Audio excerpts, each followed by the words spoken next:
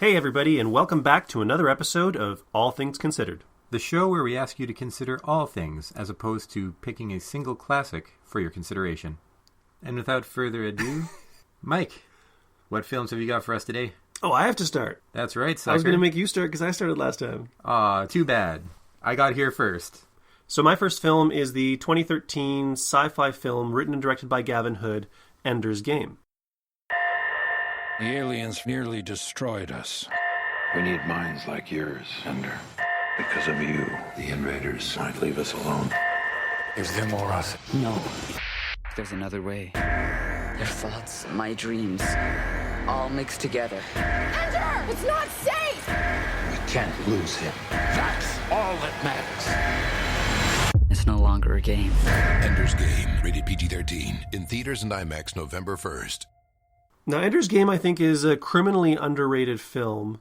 I think partially because of some controversy that surrounded the author of the original novel, Orson Scott Card, which I'll get into later. But as far as the movie goes, it's a pretty big novel that is done mostly through internal monologue with the main character, Ender Wiggin. And it took a long time for people to figure out how to tell this story in a third-person narrative. And they managed to crack that, and they went out and they made a movie, and they condensed this really big book with this difficult narrative structure, and they actually made, kind of like V for Vendetta. When V for Vendetta came out, some people were like, oh, well, it doesn't have everything that's in the graphic novel, and it didn't need to. You know, the Wachowskis managed to condense that movie into a very simple sort of pure form of the graphic novel, which was much more expansive. And the themes and the characters and the ideas that were, you know, the message of that movie came across. And I felt that the same thing happened with Ender's Game here, where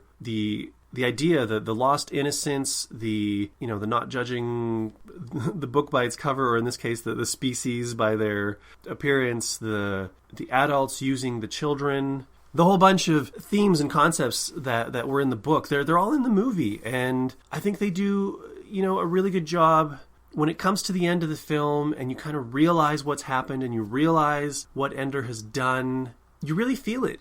And the performances of the actors, like Viola Davis is amazing. Harrison Ford is fantastic. And Asa Butterfield playing Ender. This kid does such an amazing job. There's so much face acting. Like, things that aren't written into the script are still played on the actors' faces. You're getting from those three kind of main characters, Graf, Ender, and I can't remember Viola Davis's character's name. She's the psychiatrist who is sort of there to maintain the health of the children as they're going through these war games and training to essentially be the defense for the world against the buggers, who are the Formics, the alien species that had previously invaded Earth for our water, and we pushed them back, and we've been scared of being attacked ever since.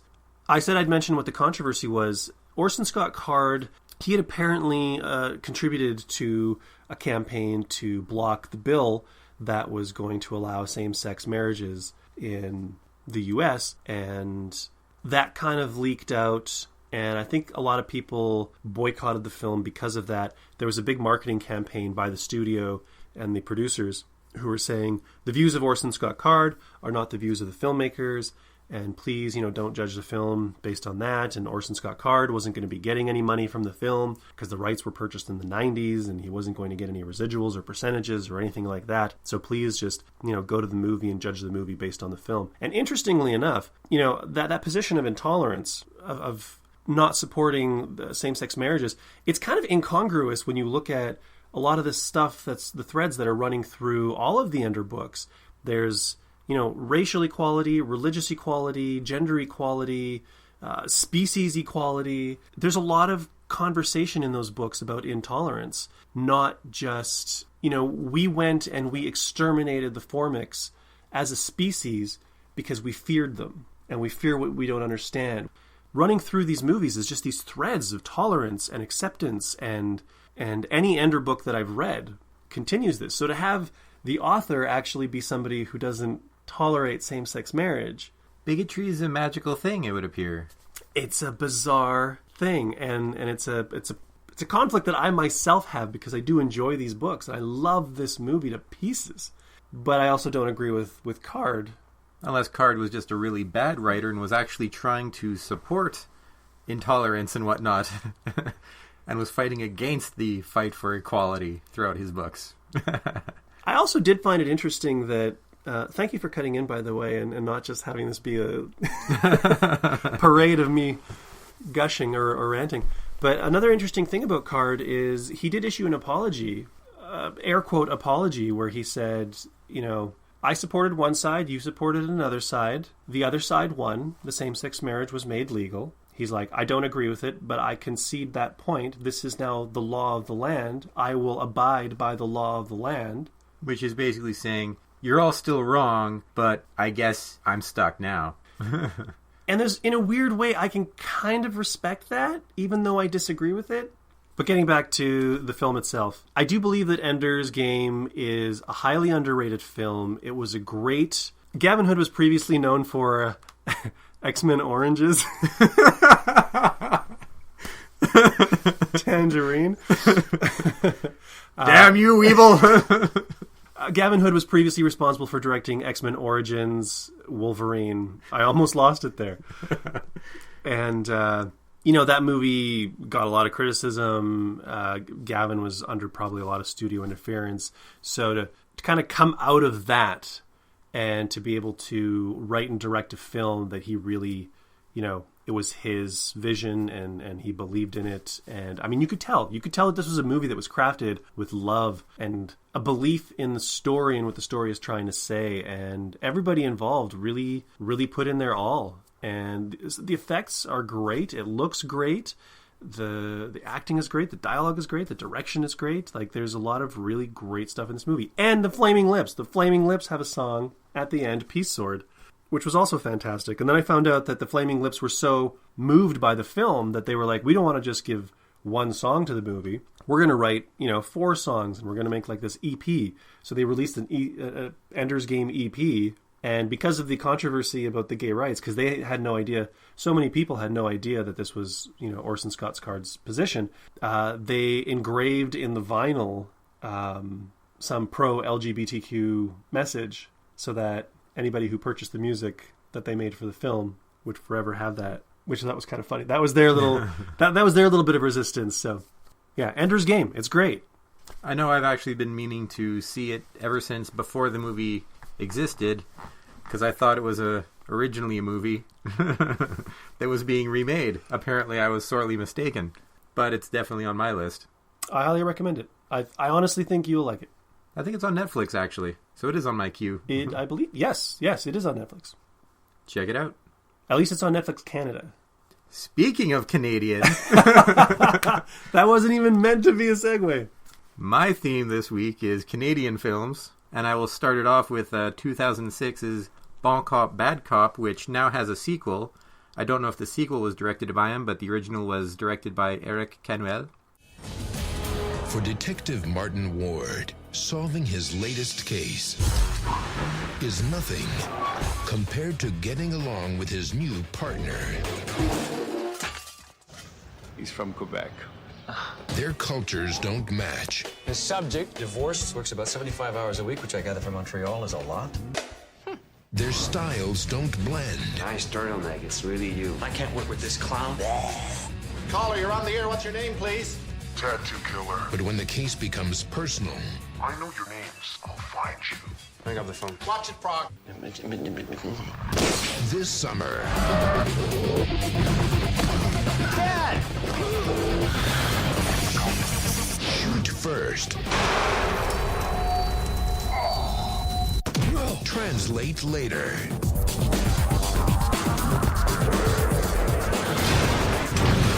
Where's this hunk who saved my big brother? Short date. I don't know what that means. Easy wants to have sex with you. Bon Cop, Bad Cop, in theaters this August. This is sort of a buddy cop movie. It is a buddy cop movie, action comedy, and it speaks to the Canadian in all of us, where you have that whole English-French sort of relations. The only thing they're missing is the East and West anger. But it's also cited as one of the first... It was cited as the first bilingual film, but that is a mistake. Apparently there was one way back when that nobody's ever heard of. And it actually feels like listening to my mom and her sisters talk, because it'll bounce from language to language all the time, though it's well subtitled, so you can definitely understand what's going on, and it is hilarious. I saw it again recently because of the sequel coming out with my best friend out of town, and he loved it for sure. There's all sorts of stuff in there. There's a lot of Canadian references to our good old resentments between the English and the French, but we can all get along. So it's like any good buddy cop film, minus race relations, unless you consider the Quebecois a different race, which would be rude. Rude, Mike. Rude.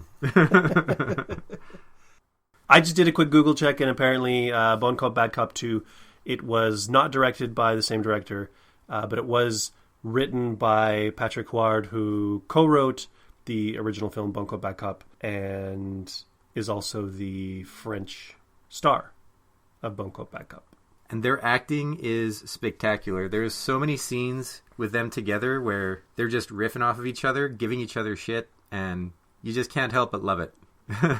They're so antagonistic towards each other that leads to most of the comedic sort of scenes. Even just at the beginning, the reason they have to work together is they find the body impaled on the border between Quebec and Ontario, and they're arguing over whose job it actually is. It's like, his head's on this side, therefore it's your case. Yeah, well, his feet are over here, so obviously he started on this side. Yeah, but his heart's in Quebec, right? And they're just fighting over it, and it's just nonstop. Even their superiors, they're just treating it as a whole political thing. If you guys are working together, it's going to look good for us. And really, that seems fairly relevant. I don't know how. I've heard nothing but good things about this movie. I have a friend who's been telling me for years to watch it. I've yet to watch it, but it's one of those ones that's on the queue for me, because I've yet to hear somebody say that they have not enjoyed this film if they ever sat down to watch it. Certainly if you're Canadian, and particularly if you're bilingual, I recommend watching it. It's one of my mom's sure as heck loved it, and she actually remembered the name of the movie, which just tells you how great it was for her, because she is not good with that. This film did popularize the French curse word tabarnak. I think a lot of people who didn't know about it learned about it from this film. There's an entire scene where they're trying to stuff a guy into the trunk of a car, and he's explaining French cursing for the poor guy from Ontario who doesn't know better. Unfortunately, I took my French immersion here in Alberta, and we didn't learn the slang. We didn't learn the curses. I figure that they should have at least gotten to that in 6th grade, but they did not. So this is how the public education system is failing us. These are the words you learned first. Except I learned the language properly. And that's my problem. And so, Mike, what's phase 2 of your master plan today? I'm kind of unintentionally sticking to a theme, which is kind of sci-fi. And my second film is the 2017 Ridley Scott sci-fi horror Alien Covenant. You've all sacrificed so much to be here. It's the first ever large-scale colonization mission. And everyone back on Earth is really grateful. We're making history here.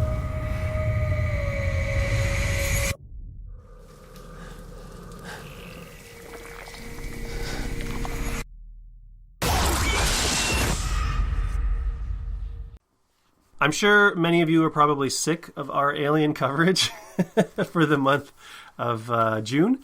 We certainly have had a few things out there. I myself, I'm a huge fan of the franchise. Huge fan of the franchise. I've actually probably seen Aliens more than I've seen Star Wars, which is saying something. And I was going to say which might be heresy in some circles, but I think Aliens is regarded highly enough that if I'd seen Alien or Aliens as much or more times as Star Wars, nobody would blink. There's still, there's some sci-fi street cred there still. Nerds are weird people. But despite Covenant opening strong, it's kind of dropped off a bit. I think there might be some negative word of mouth kind of from what I've gleaned online. People are complaining about this movie much in the way that they complained about Prometheus. And as everybody who pays attention to the show probably knows by now, I've made my peace with Prometheus, and I think that Prometheus is actually quite an excellent sci-fi film and doesn't have nearly as many problems or plot holes as people have been saying it does. And I believe Covenant also works in that regard. And I think there was an expectation. The studio wanted them to put Alien in the title, and Ridley Scott was, I believe, pressured to show the alien. We skipped completely over the journey of Shaw and David to the engineer's homeworld of Paradise to go directly to the birth of the xenomorph, so that we have some aliens running around eviscerating and sticking ovipositors down people's throats. And interrupting hot shower sex. It's interesting you mention that because... No, it is, because that's very much a slasher movie scene. And in a way, this film, if you look at the original Alien, Ridley Scott has always referred to that as basically like a haunted house movie. There's a creature or a ghost, right, in the haunted house that's picking everybody off. It's kind of a 10 Little Indians story. Covenant, it takes a lot of the same cues from Alien. It has a slow build. There's musical cues that are similar. Like there's a tone and a mood and an atmosphere to the film that is very reminiscent of the first Alien. But they work in slasher movie tropes. The shower scene, the I'm going to go off to have a piss or have a smoke, or every time someone goes off to another room alone, that's when they end up getting picked off. And some people have pointed this out as being taking away from the film, from their enjoyment of the film. I kind of feel like it's Scott taking his original idea and kind of riffing on it a little bit. Possibly the writers, John Logan, I think it's Dante Harper, putting in some of those sort of slasher tropes. But I also think this film is built on something a lot stronger than that. I think people complain about the characters. Oh, there's too many characters, we don't know their names. You know how many characters there are in Aliens? There's like 20 people in Aliens, and we all know their names, and we all know their dialogue because we've been watching the movie for 30 years. You walk into this film, you meet all these characters for the first time. When you walk out of the theater, no, you're not going to know everybody's names. You know the ones that you need to know. You know David, you know Daniels, you know Walter, you know... Like any good horror movie, you pretty much only remember the last 5-6 people. And you watch that movie a few more times, and you start to remember Tennessee, you start to remember Ledward, you start to remember Upworth, you start to remember Ferris, because you see them over and over and over again. So I kind of feel like that's a weak complaint for the film, and I do feel that while it doesn't fully answer a bunch of questions that we had from Prometheus, I think it drags enough of that in to sort of connect the two films, but also give you a different kind of film. And from what I've heard from Ridley, if they get to make another movie, Alien Awakening is going to be happening between Prometheus and Covenant. So I think they sort of jumped ahead to give you dessert before coming back and giving you some Brussels sprouts. Brussels sprouts are great, so... I like them too, but it's a controversial vegetable. Teach the controversy. Brussels sprouts for the win. And I do agree with some of the people who've said that once the Prometheus stuff comes in sort of, halfway in the movie, I think it's almost exactly halfway in the movie, it does slow things down a bit and it does complicate things a little bit because it does become more than just, there's a creature and it's going to eat us. They start dealing with some of these ideas that were proposed in the first film, Prometheus. So if you're just there for like a popcorn movie and you just want to see things, blood and brains and whatever flying, that might upset you. If you're going into the movie looking for an expansion of the alien mythos, if you want questions, if you enjoyed Prometheus and want to see an expansion of that mythology, and you just enjoy sci-fi and mystery and Ridley Scott and beautiful, beautiful, beautiful images. This movie is so beautiful. This is a good movie. This is, again, a movie that kind of started strong and people have been shitting on it, and I don't think it deserves the shitting that it's getting. And you've seen the movie, right? I have seen the movie, and the thing is, I'm weirdly torn about this new branch of the series because I don't know what I'm expecting, but I seem to feel disappointed coming out of it, but then I enjoy it further as time goes on. So my expectations are unknown to me. I can't even point out really concisely anything that I'd have as a problem with the film. So it's obvious that my expectations are just off, and I don't know what those are anymore.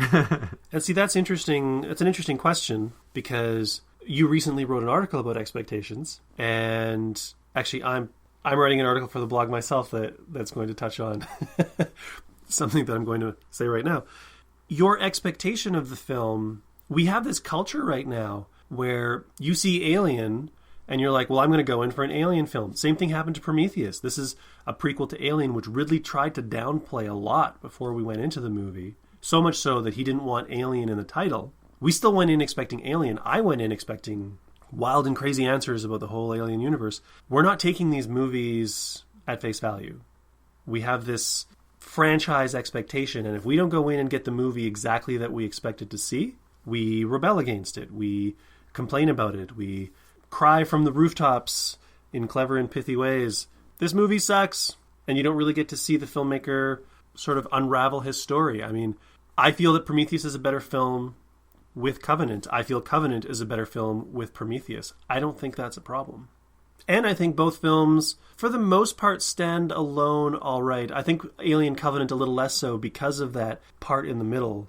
Alien Covenant definitely needs Prometheus once you get to the midway point, as far as I'm concerned. They do have the section at the beginning, which is all the explanation you really need for a lot of David's motivations and what he's doing.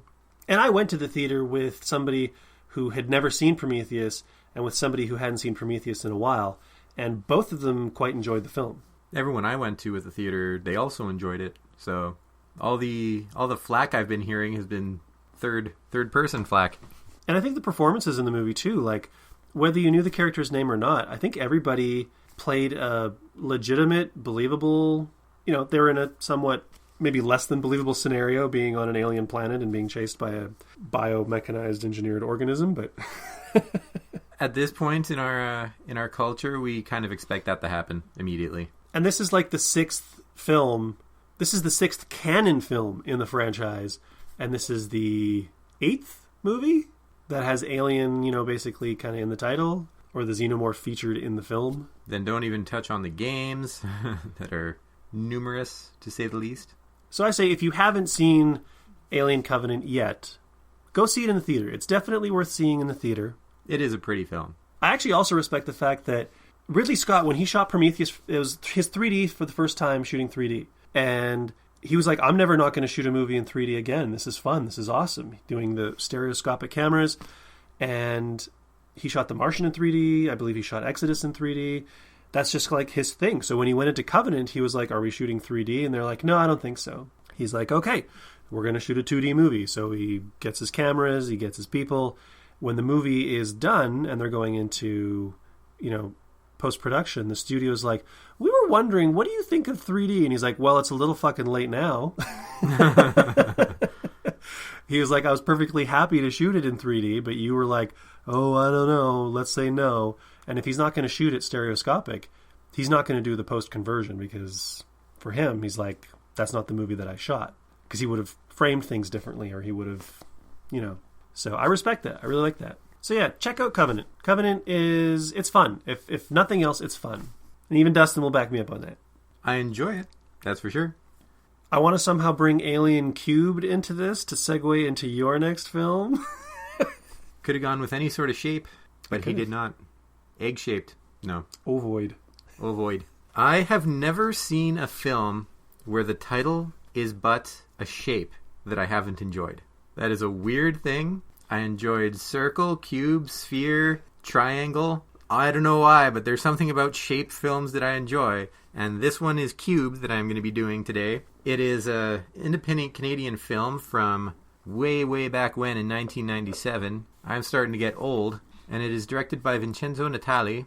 I'm getting the thumbs up saying that I pronounced it correctly. No, the thumbs up is saying that Vincenzo Natali is a great director. Or that. There we go. That's the one. What the hell is going on? Does anybody remember how they got here? Why would they throw innocent people in here? Are we being punished?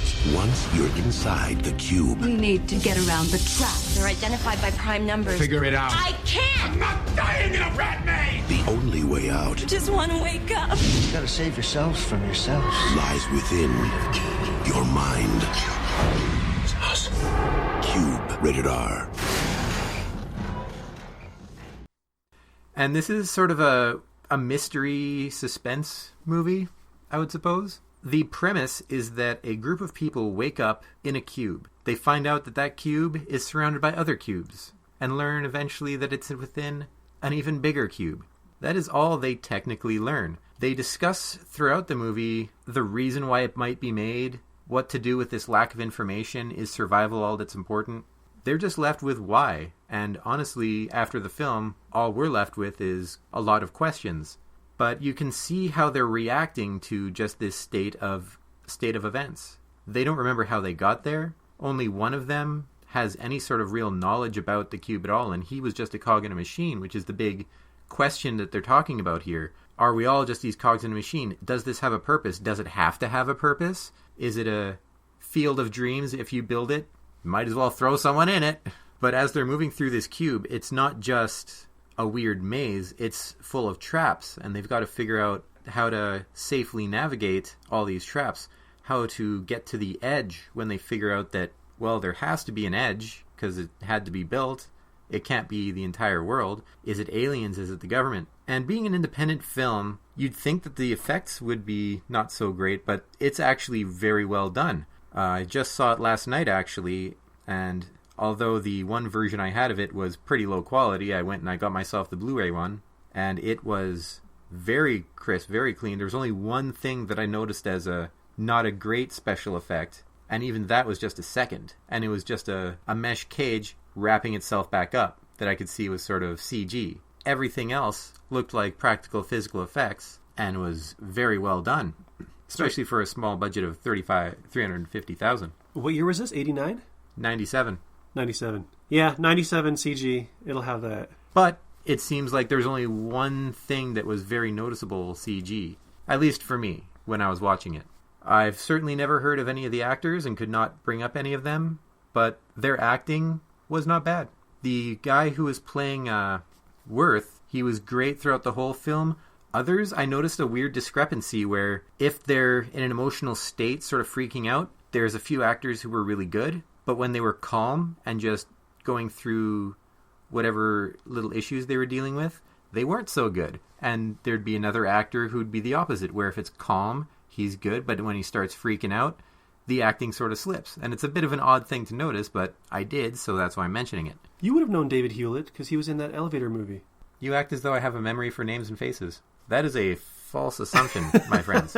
David Hewlett from Stargate Atlantis? I did not see that, though I have the whole series on my computer right now, waiting for me. I remember you showing me that Elevator movie after we watched, or I had just watched Devil or something like that, and you showed me... Elevated?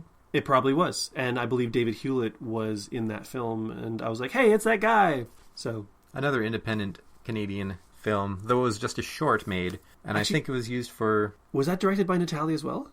Now that you mention it, I believe so. He was also a director on Hannibal. He directed some of the most amazing Hannibal episodes, actually.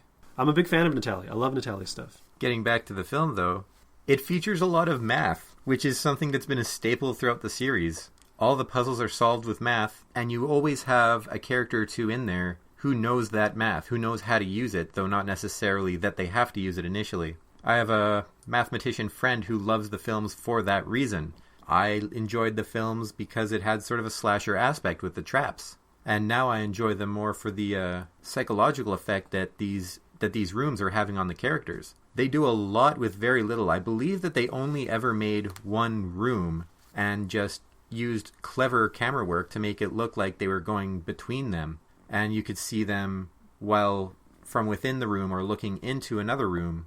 And you never get the impression that there's only the one room. So you got to hand it to Vincenzo that he knows what he's doing with the camera and with little stuff. I've always felt also with this movie that, because it was a few years after this, escape rooms started showing up. And I've always felt that Cube was influential in escape rooms. Cube is the ultimate escape room. One of these days, that's what we'll do. Population control. / game show. I could see that. There's the idea for the remake, people who are not at all working on it, apparently. They were talking about a remake. There are 2 sequels. Well, 1 sequel and a prequel. I honestly recommend checking out all of them. I enjoyed them all. And then get some more talk going for this film so that we can get a remake going on. Possibly reboot the series as a whole. I remember seeing this movie when I worked in a video store. We had these screeners that would come in, and Cube was one of the screeners. And I was like, what's this? And I didn't notice, I didn't know any of the actors in it at the time. It was just, it had kind of a compelling cover, the poster. Popped it in, and it was just I was riveted. Like, I just couldn't stop watching. It does a really good job of building suspense and, the questions that it seeds and the payoffs that it has and just the satisfied feeling you get at the end. Like, it's a really entertaining film for such a minimalist piece of cinema. You could complain a bit about some of the conveniences that happen, such as how they would find Kazan in the first place, or how Quentin finds his way back to the people at the end, seemingly randomly. Or just how if they're all placed in there for a specific purpose, how it's guaranteed that they're actually going to meet each other at any point. But then again, that could be part of the design of the cube that we never actually get to know. In theory, people could just randomly wander off in different directions and all die before anyone ever meets. So there's a little bit of plot convenience given that they happen to meet each other in a 17,576 room cube. I totally did that math in my head and don't have Wikipedia open right in front of me. You kind of wonder if the writers were like holding a Rubik's Cube or something at the time and just wondering, what if you put people in there? But that is it for this Shape movie, and perhaps on a future episode, the theme will be shaped movies. I wanted to get into how this movie was 97, Alien Resurrection was 97, Alien Cubed, you did Cube, you're talking about this actor and that director, and I kept thinking of just things that tied all of our films together. But that's silly. That's working way too hard on a segue. Way too hard. So there you have it. That's our 4 films for this installment of All Things Considered. Just to quickly recap: Ender's Game, All Cop, Bad Cop, Alien Covenant, and Cube. All movies that we saw, enjoyed, in some cases feel are wildly underrated. And in some, we just want to get you to see them, because you might not have heard of them. Or you're like a sheep, and you won't go see it because people are talking shit about it on the internet. So instead, be a different kind of sheep and go see it because people are talking about it on the internet. Thanks again for joining us. If you have any comments about any of the movies on the show or about the episode itself, feel free to check us out on Facebook or Twitter. Our handle there is @FYC Show. Follow, share, join. We're on Instagram. I mentioned the WordPress blog, fycshow.wordpress.com. And if you get the show off of iTunes, we'd love it if you took a second to rate and review the show while you're there downloading it. It's pretty painless. And if you say something about the show on any of our social media or on iTunes, we will read your comments on a future episode. So with that, we close down this episode of All Things Considered. Until next time, I was your host, Dustin Friesenand. And I'm your other host, Mike Josick. Take care. Ta-ta.